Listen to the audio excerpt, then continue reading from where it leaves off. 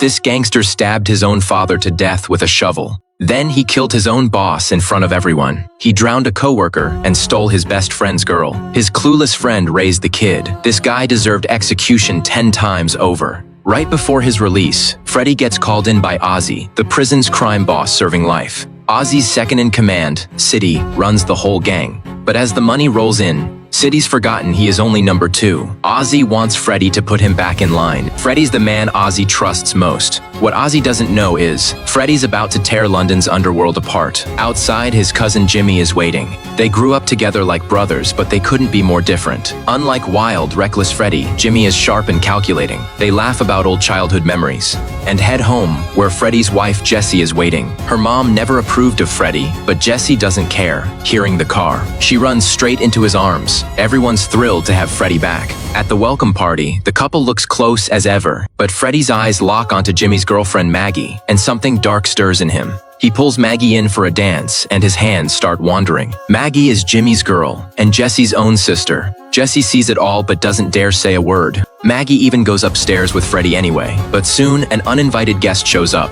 Before Freddy can go after City, City comes to him. Seeing Freddy half-dressed, City's mood gets even worse. He asks Freddy outside to talk. The second they're outside, City's men pin Freddy to the window. He knows why Freddy's out. But times have changed. Out here, City runs everything now. City's warning cuts into Freddy like a knife. Cross City now, and Freddy won't live to see next week. The mood inside is tense, but Freddy just calms his wife down and puts that cocky grin back on. He is already planning his payback. Freddy plays along while he is admiring the fancy house. His old partner appears. Awkward, he sends his wife out, while Freddy was inside. This old partner pocketed Freddy's cut and lived it up. Now he is panicking, scrambling to explain himself. Terrified Freddy will snap, but Freddy just smiles and says it is all forgiven. The old debts are wiped clean, then smashes him into the TV and parties. Jimmy just shakes his head at it. Soon, City tracks Freddy down. He brings Ozzy's own sister. Turns out Freddy beat that henchman into a coma. Now City wants an explanation. Ozzy's sister almost laughs. See, the gang's robbing a vault soon. Freddy's stunt wrecked the plan, so Ozzy wants him replacing the coma guy to make amends. Freddy never says no to money. Outside, Ozzy's sister stops him.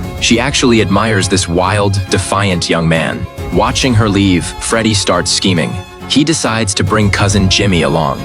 But Maggie doesn't want Jimmy involved. To her, every job Freddy touches ends in blood. She can't let him drag Jimmy down too. She knows Jimmy trusts Freddy completely, so she doesn't push it. Meanwhile, Ozzy calls Freddy from prison. He doesn't trust City, so after the heist, Freddy must memorize the exact total and report it back. Ozzy also tells him to control his temper. Clearly, even Ozzy's exasperated. Months later, it is heist day. They break into the vault. Everything's going smooth, but the bank manager is so freaked out he forgets the code, and the clock is ticking. Desperate, Jimmy tells the crew's boss to hold on. He takes the manager aside, calms him down, and starts from waking up, walking him through every little thing today. It works. The manager finally calms down and remembers the vault code. The heist succeeds, and Jimmy's the hero. Everyone's praising how cool-headed he is, but the crew boss pulls Freddy aside. Sure, you brothers did great today, but you're not getting a single dime.